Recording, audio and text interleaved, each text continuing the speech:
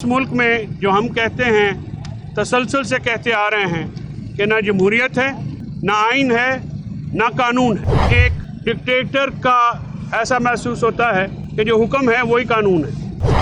9 मई का मास्टरमाइंड वो शख्स है जिन्होंने उनको अगवा कराया और सीसीटीवी फुटेज चोरी कराई और इस्लामाबाद हाई कोर्ट पे धावा बोला और तोड़ फोड़ की।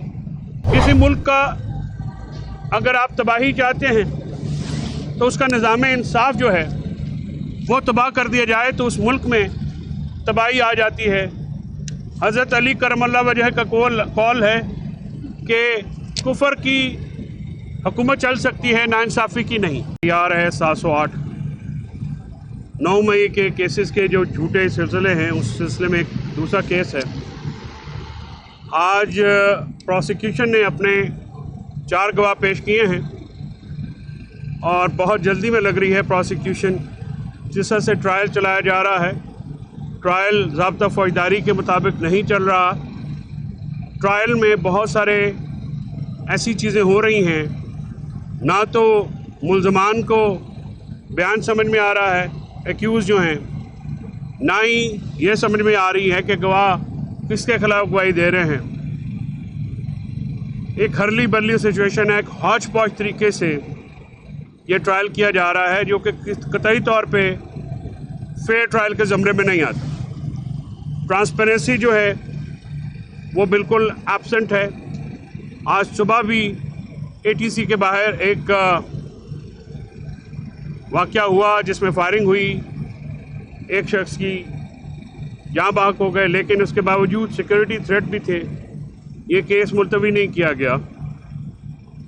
मेरी नज़र में इसका मुलतवी किया जाना करीने इंसाफ था। आज गवाहान के जो बयान हैं वो रटे रटाए तोतों की तरह किए गए, लेकिन सबसे जो दिलचस्प बात मुझे शोज़ब ने बताई है वो ये है कि 9 मई का एक टेलीफोन जो पेश किया गया है वो फुली चार्ज हालत में सील बंद लिफाफे में आज 15 जनवरी 2025 को, जो कि 9 मई में कॉन्फिस्केट किया गया टेलीफोन है, वो एज ए एविडेंस पेश किया गया। तो मैं हैरान हूँ, ऐसी कंपनी, ऐसी बैटरी जो कि तकरीबन 2 साल होने को हैं, वो अभी भी चल रही है। इस सारे केस में जो एविडेंस है वो पुलिस वालों के वो बयानात हैं, इसमें कोई भी गैर सरकारी गवाह नहीं है। पुलिस वालों के बयान हैं जिसमें एक गवाह का कहना है कि वो भेस बदल के ज़मान पाक में मेज़ के नीचे छुपा हुआ था और उसने ये सारी कार्रवाई सुनी, और दूसरा ये कह रहा है कि मैं भेस बदल के चक्री में कोर कमेटी की मीटिंग में चला गया, उसमें 10 या 12 लोग थे टोटल। तो मैंने ये सारी गुफ्तगू सुनी, लिहाजा जो है 9 मई का केस आप कर दें। इसमें एंटी टेररिज्म एक्ट की दफ़ात भी लगाई गई हैं। इमरान खान साहब की तरफ से आज बरियत की दरख्वास्त डाली गई है। हमारी टीम ने बहुत मेहनत की है और अपने ऑब्जेक्शंस जो हैं ऑन रिकॉर्ड लाए हैं, जिसमें एक ऑब्जेक्शन ये भी है कि कोर्ट टाइमिंग के बाद आप एविडेंस रिकॉर्ड करें। इमरान खान साहब आज अपने वर्करों और पार्टी रहनुमाओं से मिले और काफ़ी देर तक उनकी गपशप रही।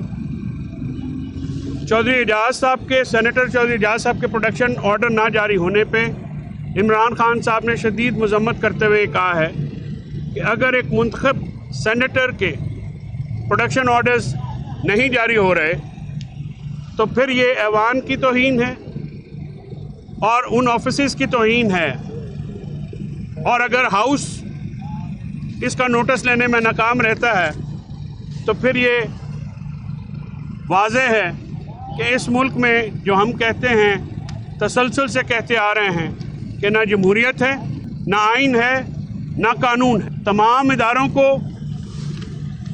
एक सबऑर्डिनेट इदारा बना दिया गया है और मुल्क में डिक्टेटरशिप कायम करने की एक कोशिश है जिसमें तमाम इदारों को, चाहे वो पुलिस हो, चाहे FIA हो, चाहे वो अदालतें हों, तफ्तीशी इदारे हों, इन सब को अपने कामों से हटा के तबाह किया जा रहा है और मुल्क में एक डिक्टेटर का ऐसा महसूस होता है कि जो हुक्म है वही कानून है और कोई लॉ की और मुंतखब नुमाइंदों की, मुंतखब हाउसेस के मेंबरान की कोई वक़्त नहीं रह गई।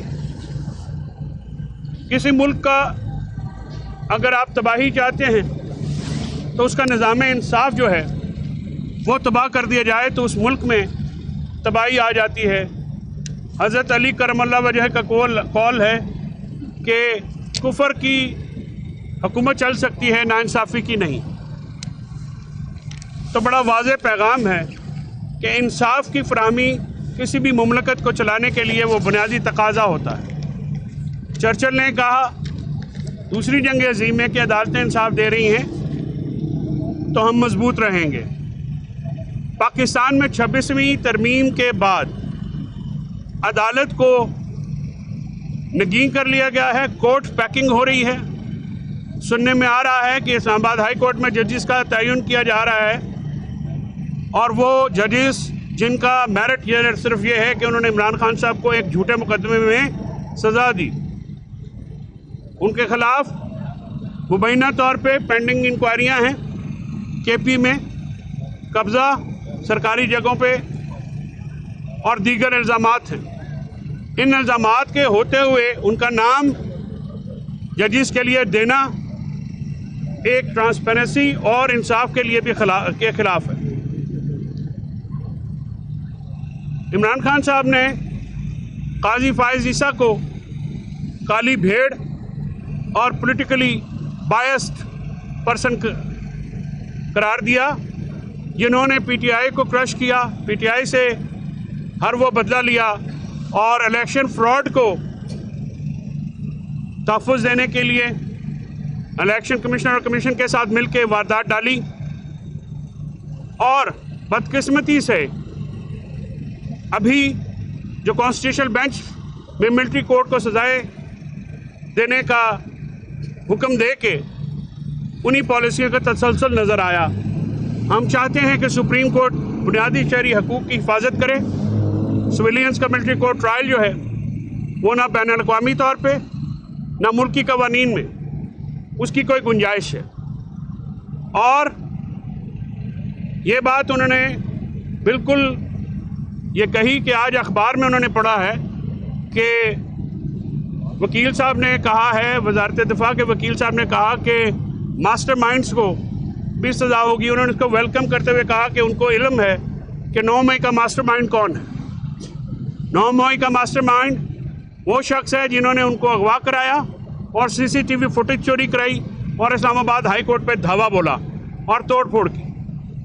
9 मई फॉल्स फ्लैग ऑपरेशन है, पॉलिटिकली पिक एंड चूज़ हो रहा है। ये हमारी एक कंसिस्टेंट इसके ऊपर जो है वो एक पोजीशन है।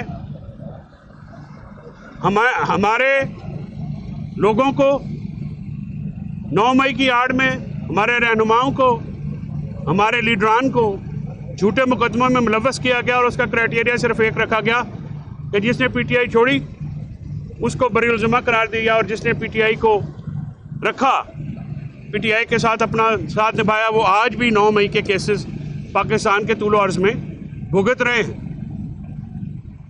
इसीलिए हम जुडिशल कमीशन की मांग करते हैं और हम ये मुतालबा करते हैं कि 26 नवंबर और 9 मई के वाक़यात की इंडिपेंडेंट इंक्वायरी हो।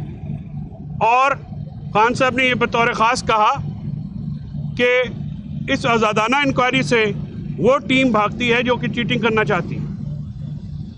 कोई भी टीम जिसने बेईमानी करनी हो वो गैर जानबदाराना तहकीकात की मुखालफत करेगा। आज हुकूमत की तरफ से जुडिशल कमीशन की मुखालफत की कोई वजह समझ में नहीं आती, मासवा इसके लिए कि वो ख़ुद भी इसमें शामिल है। आज इमरान खान साहब ने असद कैसर, उमर अयूब और दीगर हमारे जो रहनुमा हैं उनको अपोजिशन की जमातों में से रब्ता करने की हिदायत भी जारी की है और कहा है कि अपोजिशन से रब्ता करके उनको हमारे मुज़ाकराती अमल और हमारे जो सियासी पोजीशन है इसके बारे में एतमाद में लिया जाए। इसके साथ साथ पार्टी रहनुमाओं को ये पैगाम दिया गया है कि आप अपोजिशन के मामलात में या उनके लीडरान के या जमातों को मुखातिब नहीं करें। हमारा कॉज पाकिस्तान में इलेक्शन की फ्री एंड फेयर इलेक्शन है, आइन की बहाली है, जमहूरियत की बहाली है, फ्री मीडिया हम चाहते हैं। हम चाहते हैं कि जो गैगिंग हो रही है मीडिया के ऊपर वो ख़त्म हो और मुल्क में एक तसलसल के साथ लॉ एंड की जो है हुक्मरानी जो है वो वापस आए, जमहूरियत बहाल हो और मुल्क में जो बुनियादी हकूक़ मुअत्तल हैं वो दोबारा जो है वो रिस्टोर किया जाए। इमरान खान साहब ने अपने आज वर्करों को भी वेलकम किया, वहाँ पे बहुत मुलाकात रही। आज इमरान खान साहब को देखने के बाद वर्कर्स जो हैं वो एक चार्ज हो जाते हैं और 9 मई के तवील सऊबतें बर्दाश्त करने वाले लोग जो हैं उन्होंने भी आज इमरान खान साहब को देख के दोबारा खुशी का इजहार किया।